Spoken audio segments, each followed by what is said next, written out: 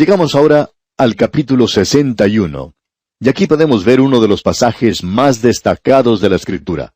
La primera y la segunda venida de Cristo, con un énfasis en particular sobre los resultados de su segunda venida.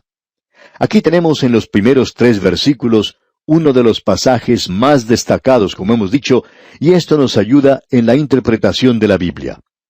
Quisiéramos en primer lugar leer los primeros 2 versículos juntos de este capítulo 61 de Isaías. El Espíritu de Jehová el Señor está sobre mí, porque me ungió Jehová. Me ha enviado a predicar buenas nuevas a los abatidos, a vendar a los quebrantados de corazón, a publicar libertad a los cautivos, y a los presos apertura de la cárcel, a proclamar el año de la buena voluntad de Jehová, y el día de venganza del Dios nuestro, a consolar a todos los enlutados. Aquí se nos presenta un sistema de interpretación bíblica. Cuando leemos esto, sin saberlo, no estamos seguros de lo que Isaías está hablando. Él dice simplemente, el Espíritu de Jehová el Señor está sobre mí. Ahora, ¿nos habla esto de la primera o de la segunda venida de Cristo, si esto se está refiriendo a Él? Bueno, tenemos ahora la interpretación de Dios.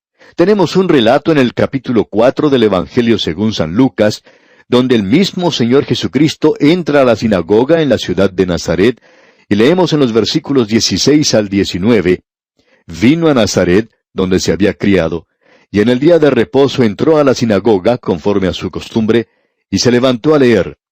Y se le dio el libro del profeta Isaías, y habiendo abierto el libro, halló el lugar donde estaba escrito, El Espíritu del Señor está sobre mí, por cuanto me ha ungido para dar buenas nuevas a los pobres. Me ha enviado a sanar a los quebrantados de corazón, a pregonar libertad a los cautivos y vista a los ciegos, a poner en libertad a los oprimidos, a predicar el año agradable del Señor». Bien, amigo oyente, ¿por qué el Señor Jesucristo no continuó leyendo? ¿Por qué hizo esta interrupción en la mitad de la lectura? Él no leyó, «y el día de la venganza del Dios nuestro». ¿Por qué no predicó eso? Porque podemos notar que Él cerró el libro. Ese fue un acto deliberado de parte de nuestro Señor. Él entregó el libro de nuevo al ministro y se sentó. Y los ojos de todos en la sinagoga estaban fijos en Él, y comenzó a decirles, «Hoy se ha cumplido esta escritura delante de vosotros». Todo eso ya había sido cumplido. Esa fue la primera venida de Cristo. Sin embargo, Isaías no incluyó la segunda venida de Cristo. Él no hizo ninguna diferencia. El Señor Jesucristo hizo la diferencia. Y esa pequeña «y» separa la primera de la segunda venida de Cristo. Es decir, que esa pequeña «y», esa pequeña conjunción «y» que tenemos allí, ha durado ya más de 2000 años. Esto nos da un sistema de interpretación bíblica, y nosotros vamos a ilustrar esto en nuestro próximo programa en forma muy directa, porque este es uno de los pasajes más importantes y naturalmente nos da un sistema de interpretación bíblica. O como dicen los teólogos, aquí tenemos la hermenéutica. Usted puede llamarle como quiera, pero esta es una palanca tremenda que nos ayuda a abrir la palabra de Dios y comprender muchas de las cosas que Él nos ha dicho. Amigo oyente, estos pasajes prácticamente olvidados de la Escritura. Es nuestra oración que el Señor siga bendiciendo su vida mediante este estudio bíblico. En el día de hoy, amigo oyente, nos encontramos en el maravilloso capítulo 61 del libro de Isaías. En nuestro programa anterior pudimos observar uno de los mejores ejemplos de la interpretación de las Escrituras para nosotros. En realidad, aún nos da la interpretación propia de nuestro Señor Jesucristo en cuanto al Antiguo Testamento. Él tomó un pasaje del libro de Isaías cuando se encontraba en la ciudad de Nazaret. Él había ido a la sinagoga y leyó un pasaje del libro de Isaías, el cual se encuentra aquí en el capítulo 61. Él no leyó mucho, pero sí leyó que el Espíritu de Jehová iba a reposar sobre uno, y que él había sido ungido para predicar las buenas nuevas a los humildes o a los abatidos, a vendar a los quebrantados de corazón, a publicar la libertad a los cautivos, es decir, a aquellos oprimidos por el pecado, y a los presos, apertura de la cárcel. Y ese nuevamente es el ministerio del Señor Jesucristo.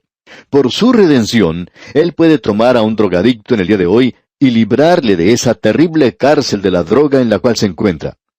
Nosotros recibimos literalmente cientos de cartas de personas que nos dicen que escuchan la palabra de Dios y creen en ella y se vuelven a Cristo y Él los libera. Ellos creen en el poder de la palabra de Dios. Ahora, en ese pasaje, él también leyó en la primera parte del versículo 2, a proclamar el año de la buena voluntad de Jehová. Cuando el Señor Jesucristo llegó a este punto en su lectura en el libro de Isaías, él cerró el libro y lo entregó nuevamente al ministro, y luego él se sentó.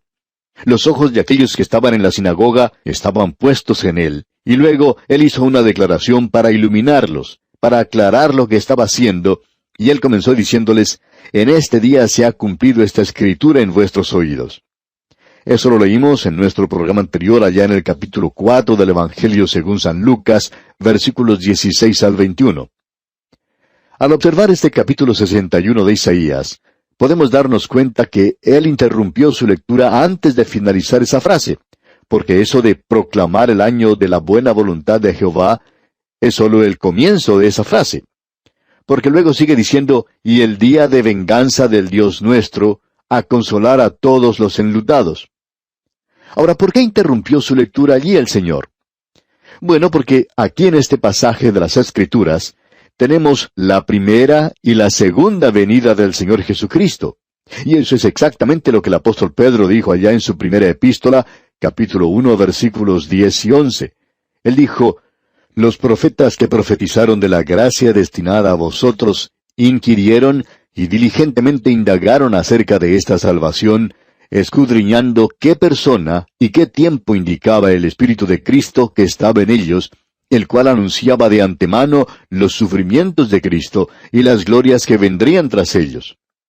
Pedro está diciendo que los profetas hablaron de los sufrimientos de Cristo y también de la gloria de Cristo. Eso lo tenemos en Isaías. Tenemos eso en la primera sección y en la segunda sección. Pero amigo oyente, aquí lo tenemos todo en un versículo.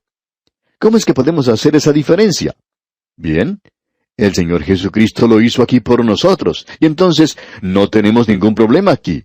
Pero necesitamos reconocer que los profetas observaban esto como si la primera venida y la segunda venida de Cristo fueran una sola cosa, ya que ellos lo veían todo junto. Ellos en realidad no podían separar o hacer una diferencia entre estas dos cosas. Quizá podemos ilustrar esto con una sencilla referencia a las montañas. Cuando uno observa las montañas a la distancia, parece que fueran solo una sola masa.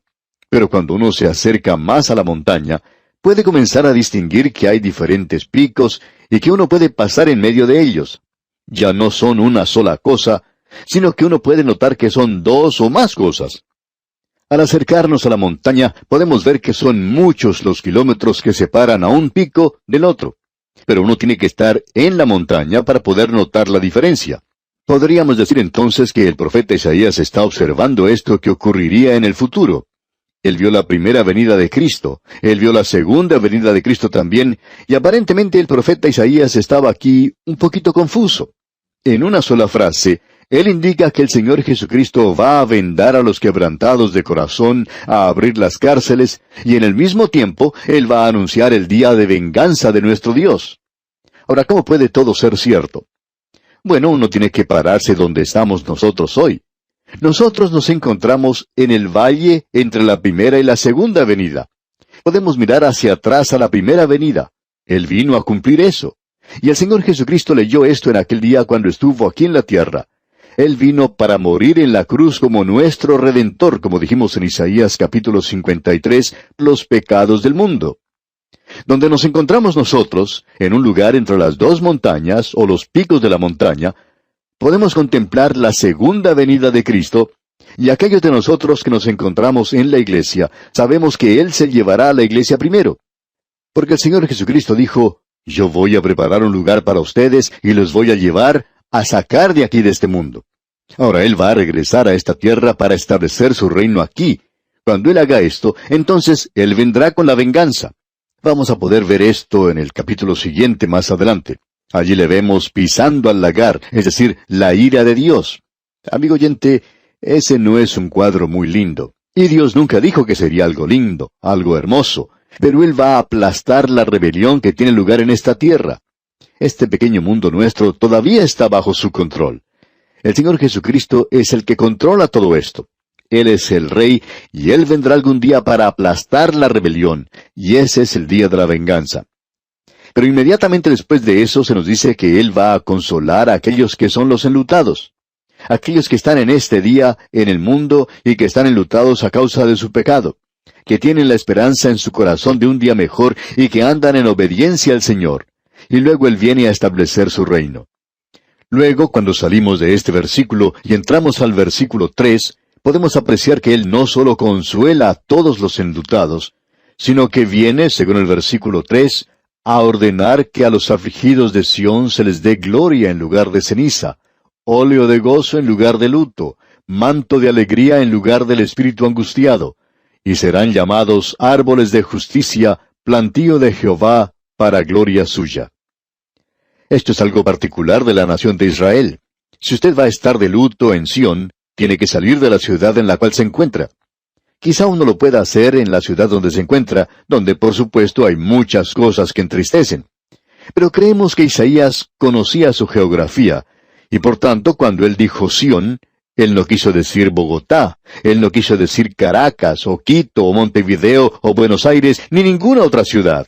Sión es Sión, y ese es un lugar geográfico muy bien conocido para Isaías. Leamos nuevamente en el versículo 3 lo siguiente, y estamos leyendo en el capítulo 61 de Isaías, versículo 3. Dice, a ordenar que a los afligidos de Sión se les dé gloria en lugar de ceniza, óleo de gozo en lugar de luto, manto de alegría en lugar del espíritu angustiado, y serán llamados árboles de justicia, plantío de Jehová, para gloria suya. Podemos ver que más allá del día de venganza, el cual es amplificado cuando llegamos al capítulo 63, se encuentra la paz y la prosperidad del milenio. E Isaías está usando un juego de palabras aquí, no tenemos ninguna duda en cuanto a esto. Con la gloria, en lugar de ceniza, es como decir en nuestro idioma que cambiará el juicio por gozo, el suspiro por un cántico. Es decir que después del clamor y del juicio vendrá gozo y canto. Y luego en el versículo 4 leemos, reedificarán las ruinas antiguas, y levantarán los asolamientos primeros, y restaurarán las ciudades arruinadas, los escombros de muchas generaciones. La tierra de Israel será rejuvenecida, y será restaurada su belleza edénica en esa época. Lo que está sucediendo allí ahora es algo enteramente maravilloso. Y lo que está sucediendo ha hecho que un gran erudito en materias hebreas, el Dr. Albright, asumiera una posición ahora que él cree en Cristo. Esa nación que había estado fuera de su propia tierra por unos 2500 años, ha regresado. Él llegó a ser creyente por eso.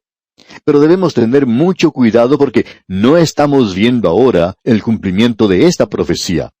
Cuando uno ubica esto en el orden que le corresponde, podemos apreciar que tendrá lugar al comienzo del milenio.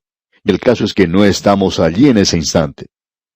Ahora en el versículo 5 de este capítulo 61 de Isaías leemos, y extranjeros apacentarán vuestras ovejas, y los extraños serán vuestros labradores y vuestros viñadores. Aquí tenemos un verdadero cuadro de prosperidad. Y luego en el versículo 6 tenemos más bendiciones, leamos. Y vosotros seréis llamados sacerdotes de Jehová, ministros de nuestro Dios seréis llamados. Comeréis las riquezas de las naciones, y con su gloria seréis sublimes. Si usted quiere saber lo que hará Israel durante el milenio, aquí tenemos la respuesta. Ellos van a ser un sacerdocio de creyentes. Esa era la intención original de Dios, de que toda la nación de Israel llegara a ser sacerdotes. Eso lo podemos leer allá en el capítulo 19 del libro de Éxodo, versículo 6, donde dice, y vosotros me seréis un reino de sacerdotes y gente santa. Estas son las palabras que dirás a los hijos de Israel. Debido al pecado de ellos, esto nunca llegó a tener lugar, pero sí será realizado en el milenio. Esa es la intención de Dios de que esto tenga lugar.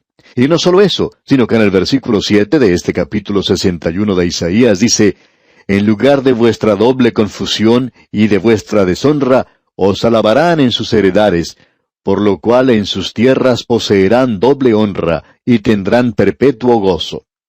Aquí se nos habla del gozo completo.